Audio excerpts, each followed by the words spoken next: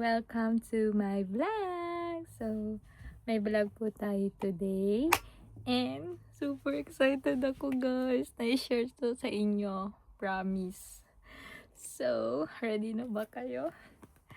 I have my new baby! Dumating na po ang aking camera!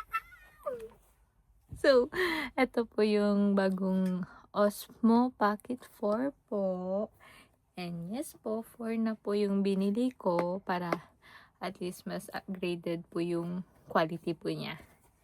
So, wait. Sa mga ano dyan, sa mga magbabash or mag-ano na, bakit yan yung binili mo? Shoo, ganyan. Guys, wait. Hindi nyo naman to pera ko naman to. So, deserve ko naman ito. And para may good quality na rin sa pag-vlog. Yes po. So, i-unbox na natin siya. Let's go guys! Let's go po! I'm so excited. I'm so excited. Ang ganda niya guys. I-open na natin. First time ko magkaroon ng ganitong camera. And let's see. Wow! So, yan. Meron tayong manual and sticker. As usual sa DJI, may pa-sticker sila pong ganito. And also, dito po sa standard bundle na binili ko is may kasama po siyang pouch. Yes po, yan po. And ang loob nito, handle na with 1x4 trade. Ito po. Yan. So, kita niyo ba? Yan po siya. And also, Type-C po na USB. I think charger niya po yan. Connector niya. And may strap po for the bag. And ito na. Ito na siya. Ang pinaka-unit po natin is this one po.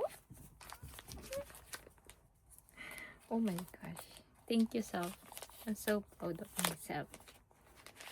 So, be careful kasi ang pagkakaalam ko masyadong sensitive yung mga ganito. So, alam ko sa Osmo Pocket 3 is wala po siyang ganito. Ano tawag dito? Yung gimbal po niya na ano, para hindi po gumalaw yung camera. So, may ganito na po siya. Paano to alisin? Okay. May masira ko pa siya. My God. Remove natin. Ito na guys. Kita niya. I-set up na natin muna.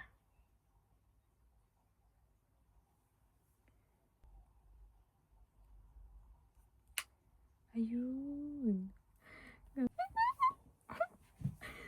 Ay, isang ganda niya. Promise. Diba? Kita niya. Bye! Thank you for watching. Please like, share, and subscribe na din po sa aking YouTube channel. Thank you guys!